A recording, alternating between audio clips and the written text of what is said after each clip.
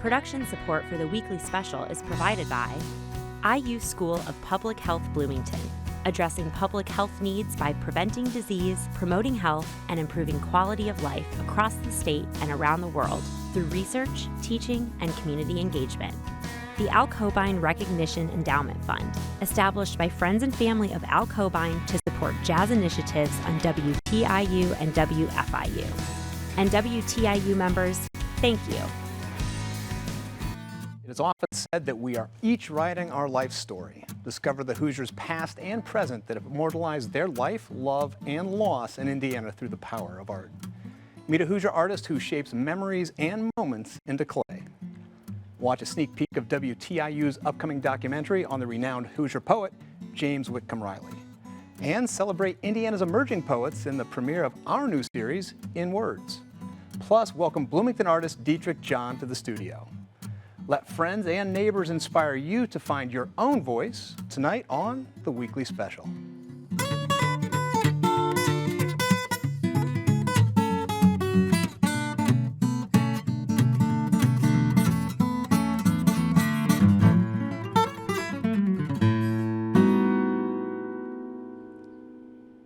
Welcome to the Weekly Special. I'm Daryl Neer. Art often has a way of transforming personal experience into universal language.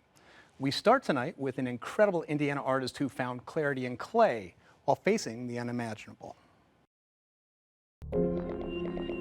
I studied world history and religion. I was trying to understand why we are here or how we deal with our existence, how we attain some sort of permanence. The stonework kept popping up in everything that I was studying. Anything that you wanted time to have, you could make it in stone, and it was, you know, the kings and the civilization's way of saying, we are here, this is our statement, and most of those are gone, but the stone remains.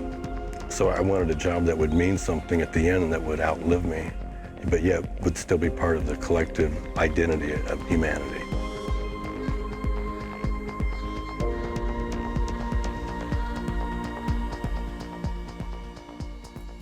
You have to learn to see in reverse. It's almost a dyslexic assembly thing where you see what must come away. And the frame is full when you start, and you have to go, 3 up, 4 down, 6 back. And that's that point. It'll be the inside of the neck, it'll be the eye or something. And then you deconstruct the block into the form, and yet you only have one chance to do that. There's no recovering. If you don't take it off in the right order, then the piece is ruined. It demands complete obedience and dedication to it.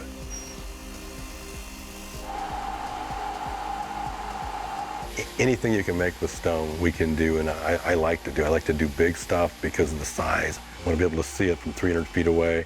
I want to see it on a building. I want to see it on the cathedral. On a hand-cut molding versus a machine molding, it just feels like it's grown, it's created organically without being formed by a machine in rigid, hard, sharp lines.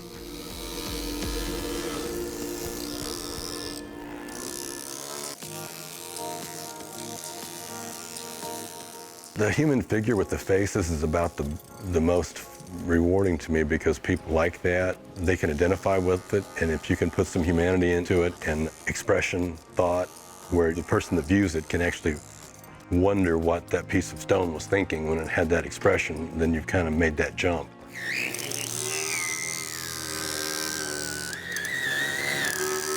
The stone has the perception of singing when you ring it. It's almost like a blacksmith hammer. When the blacksmith hits a tool over and over again in a rhythmical pattern, it starts to set up the resonation with the echoes. I think it's very similar to that. It sings to you. And if you do the right things, it sings in a lighter and happier, finer tone as it gets thinner and more fragile, until finally it's just, you have to stop. So I like to try really difficult things that are very fragile. I like to hide a lot of subtle technical tricks in the pieces. How many people can handle a 4,000-pound piece of stone? Figure out the math involved in that, going from the square to the circle, and then return it at the top to have something that hadn't been done before. So it was original as far as the world of art history. You have to be able to accept defeat. If you If you crash a piece and you've spent, 40 hours of your life on it, you have to be able to accept that and continue. The competition is, can you control your mind and your body and the order in which you applying the processes with enough power to break it, but not enough power to hurt what's underneath it. It's the feel that comes back to you in your hands through the tools, that this is the right amount of energy. So you're pushing while holding back. You're trying to move the mountain while trying not to push into it. I guess the more I learn about stone, it's basically how much more I can learn about how to control myself. You spend a lot of time alone, you spend a lot of time reflecting. Even when you're with people working on a project, you really can't communicate or talk. Kind of like being underwater. You get to reflect a lot, so it's made me a lot more contemplative and slower to make judgments and to make decisions, because when you make a decision in stone, it's there forever. You see how complicated God's work must be in creating just a simple face or a simple animal or a simple shape, just a geometric shape. So I think you're kind of standing in awe of existence when you shape stone.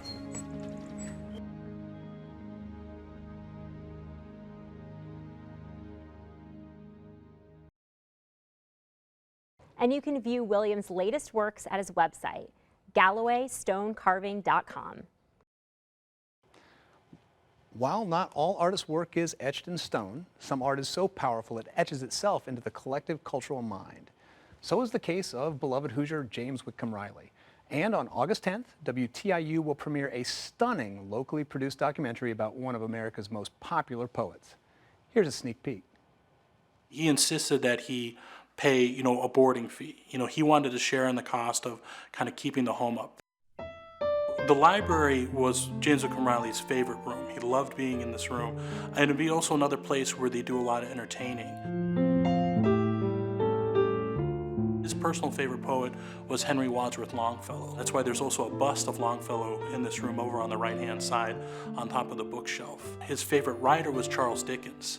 We know from Magdalena that he would read aloud from Charles Dickens every Christmas Eve.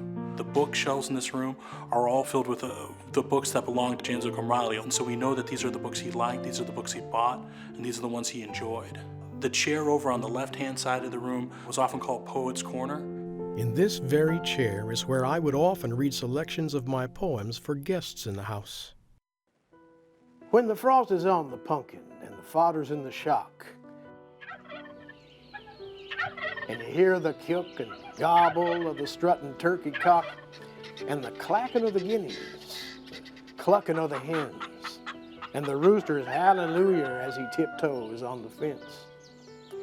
Oh, it's then the times a feller is feeling at his best, with the rising sun to greet him from a night of peaceful rest, as he leaves the house bareheaded and goes out to feed the stock. When the frost is on the pumpkin and the fodder's in the shock.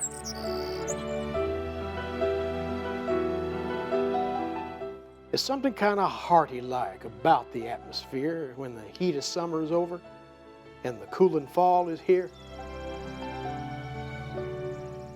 Of course, we miss the flowers and the blossoms on the trees and the mumble of the hummingbirds and buzzing of the bees.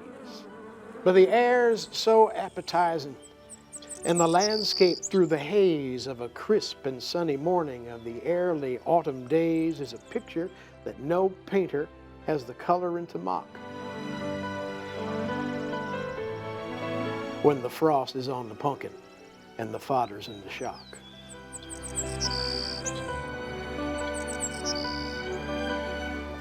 The husky, rusty rustle of the tossels of the corn, and the rasping of the tangled leaves as golden as the morn. The stubble in the furries, kind of lonesome like, but still preaching sermons to us of the barns they growed to fill. The straw stack in the midder, and the reaper in the shed, the horses in their stalls below, the clover overhead. Oh, it sets my heart a-clicking like the ticking of a clock when the frost is on the pumpkin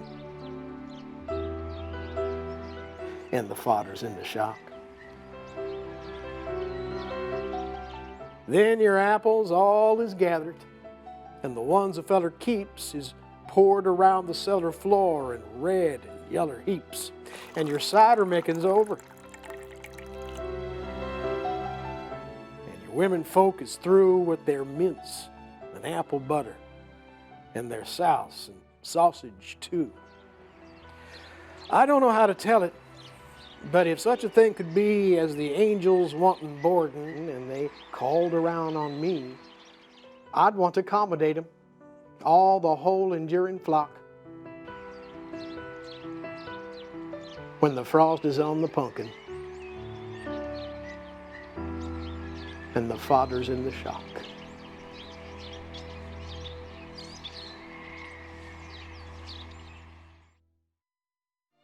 When he moved in 1893, he brought a lot of his own furniture with him. So James Whitcomb Riley's bedroom has a lot of pieces in it that actually may be a little bit older than the home. His original writing desk is straight across from the doorway. That's where he composed many of his over 1,000 works of poetry. We also know that he liked to write in the bed here. Magdalena would write about coming up and finding him late at night, scribbling away on a little lap desk in his bed surrounded by little scraps of paper. That's how he liked to work. That kind of family connection that he got here, that family feeling, was certainly very important to him. And it's clear in his poetry, he wrote so much about family, about childhood. Those were all very important things to him.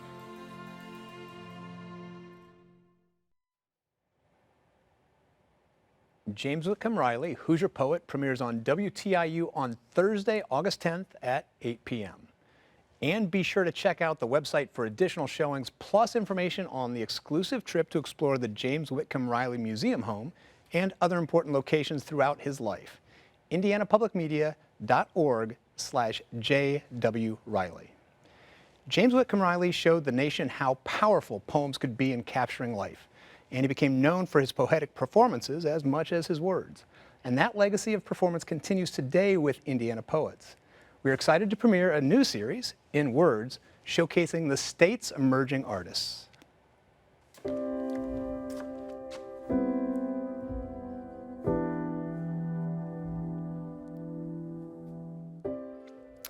And the home of the ones who were forgotten. I stand here in these streets and I tell you about my brothers and sisters.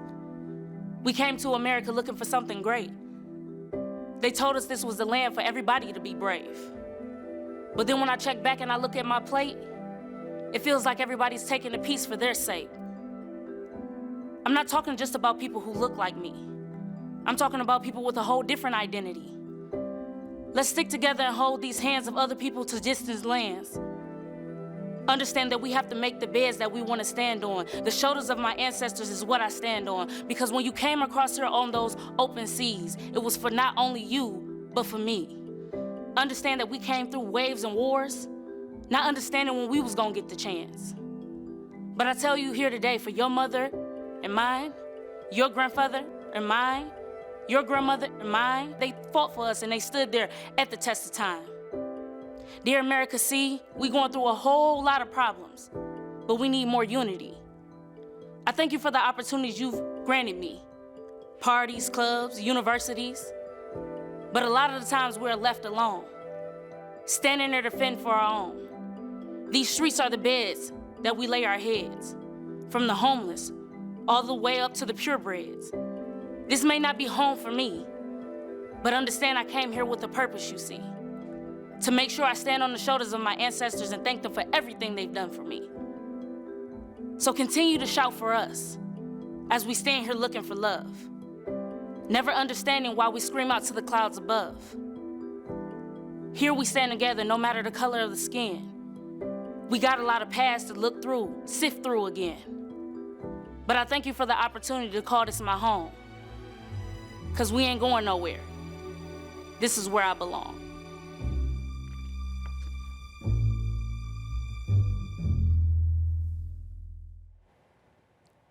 Ellise will be working on a special project with the Neil Marshall Black Cultural Center at Indiana University in Bloomington.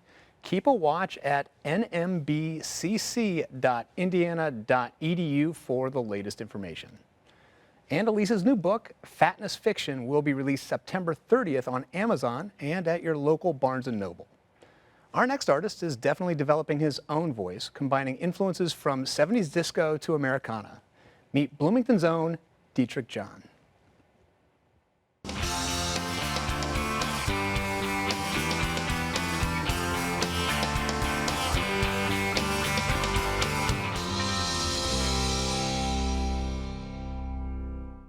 Love the sound of all music, but the violin helps elevate the song. People will tell me that it's a difficult instrument to play, but I haven't really played anything else. And then at a point it was like, oh, well, I can't imagine myself not pursuing this further, and I can't imagine myself not auditioning for music school, and then all of a sudden I'm here. I was studying in Amsterdam. My teacher put me in contact with a teacher here in Bloomington, and then it was spiraled from there, and now I'm here. This country is so young. Even so, the folk music scene is so much more vibrant than it is in Holland. People are just scared of picking up an instrument because they know what it implies. Because there's this very high liminal of like, this is what music is supposed to be, and you're supposed to play Bach. And here, even when you're a kid, you see people playing on a porch or doing it for fun. Having music being fun and that being the point of departure, it's much easier to get into music when you're seeing it that way. I've never really been sure about what I wanted. I've just been sure about what I would regret if I didn't do it. And that's how this project started too. After college, I went from a solo project to being a band. Right now, it's me and Allie on fiddle and vocals, Peter Doyle on guitar, Connor Grimm on bass, Gabe Garber on guitar also, and then Andy Burgee on drums. I respect everybody's talent so much. If you have a solid song and then people add their personality to it, it creates so much depth. I can't write without being alone by myself. No distractions. I try to not write down lyrics, because if you write down lyrics, it becomes choppy. You go like, oh, that word's not good. I gotta replace that word. For me, it seems to be better when you're repeating a rhythm and then feeling what sonically sounds best. The constant wanting for things to look better and things to look real, and the things that I'm trying to make fit into people's lives. Trying to make something that people find intriguing but also relatable. And it's hard because I'm a violinist, which is completely unrelatable, and I'm from Amsterdam, which is also completely unrelatable. So it's hard being relatable without trying to be someone you're not. Because people tend to shine the most when they're doing what they're made to do. Not just trained to do, but what they're like made to do. Those are two, I think, different things. And it's hard to know what that exactly is. I think you know when you are doing what you're made to do. I think that's a feeling. And now, welcome to the studio, Dietrich Jon.